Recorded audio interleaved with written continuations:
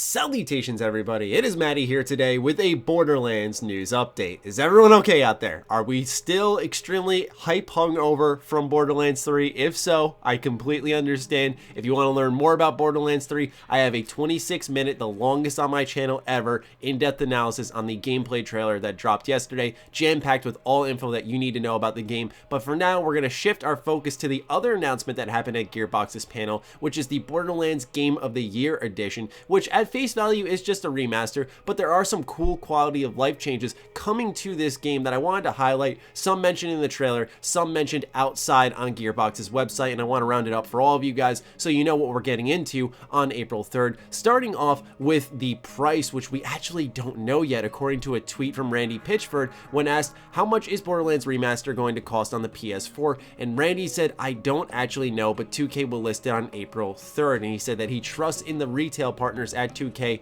to do it justice. So Gearbox apparently has no say in the pricing of this Borderlands remaster. Hopefully it's not too expensive for our console friends, because over on the PC side of things, the upgrade is free if you already own the game, which I believe a lot of us already do, which also means that you're gonna get all that DLC for free too if you didn't pay for it now. We also know that 4-player split screen co-op is heading to the game. While this was showing the trailer, it's best just to confirm it and let folks know that, because nowadays when it comes to split screen, it's a big hype thing. It used to be the norm back then, and especially as technologies move forward, it's harder and harder to add split screen in. I think the only other game I can think of that has a huge demand for split screen is Halo, so it's good to see Borderlands is getting it here as well for those who want to return to that couch co-op nature with siblings or friends. And while it's not Borderlands 1 related, I did want to toss in there, because it's still on the subject, that Borderlands 3 is actually getting couch co-op. That was also confirmed over on Randy Pitchford's Twitter account.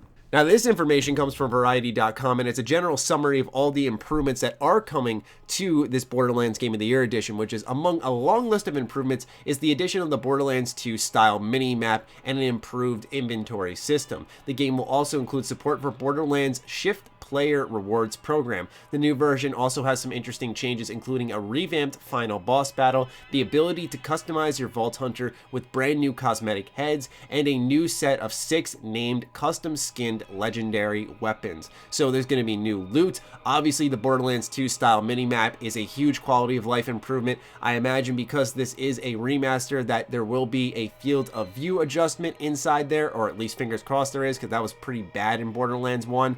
Also, the improved inventory system, huge. That's something that from Borderlands 1 to 2 is a pretty big difference, so that's another good quality of life change that I'm sure we can also expect to see carry over into 3, so everything's universal now in the Borderlands universe. Having shift keys being given out for Borderlands is also a big deal, because Gearbox was really pushing that. It was in the trailer for the Mask of Mayhem. They were also putting them inside the boxes for that new Tiny Tina card game, which we'll be playing on the channel soon enough, keep that in mind. And also the revamped boss battle to me sticks out the most. I'm really looking forward to seeing what they did there. Did they change attacks? Did they change who we're fighting, what we're fighting? That'll be really interesting to see. Lastly listed is the cosmetic changes, which we actually do see on display throughout the trailer. We actually see it on Mordecai. We can see various heads named OG, which I imagine is the one we start off with, Road Warrior, Rooster Tail, Bright-Eyed, Headhunter, they're listening, and also we can see Brick with a ridiculously cool mask, and Lilith, my favorite character, my girl, looking awesome with some aqua blue hair there and a little flower in her ear and a band across her head. Like, oh man, I love that they actually added this in Borderlands 1. I know I really liked what they were doing with the new boss fight, but in the terms of playing the game again and giving it a different feel, these are some of the right things they added. Obviously, for people who are loot freaks, which is pretty much anyone who plays Borderlands, the addition of 6 named custom skin legendary weapons is a big deal. I'm curious how hard they will be to acquire. Are they given throughout the main storyline and subbing out different quest rewards that maybe were randomized? Are they dropped based off enemies? Are they randomly generated? That type of stuff I do hope we get answered, and it seems like Gearbox is waiting till April 3rd for that. Strangely enough, when they actually did the Borderlands 3 reveal, they have a release date for the game that's locked in, but they said that they're waiting till April 3rd to do that, and that's the same day that Borderlands Game of the Year edition arrives for everybody, and that's the same day we're getting a price for Borderlands Game of the Year edition. Now, maybe this was a decision made by Gearbox because the panel was pretty much falling apart as we watched it all unfold.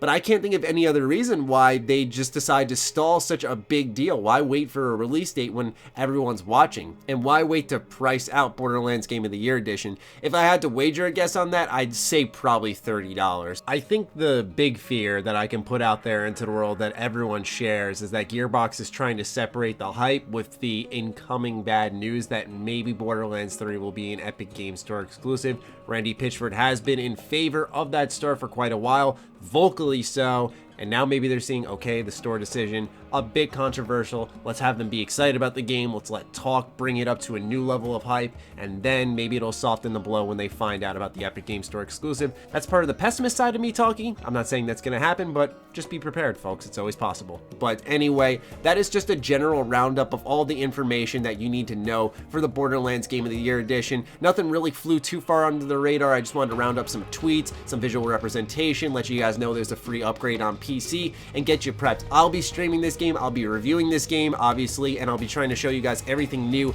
about this game when it drops. You know we're going all in on that Borderlands coverage. We've been over it for a while, but if you're new here, just keep that in mind for the future, and I hope to see you guys there in those future videos. So thank you guys so much for supporting the channel, showing the love in the comments, and I can't wait to see what you have to say about Borderlands Game of the Year edition. So fire away, ladies and gentlemen. Other than that, follow me on Twitter, like me on Facebook. Those links are in the description down below, along with my Patreon. Do consider supporting that as it fuels all the content I create here. Stay sexy, stay active. I love you all. Peace.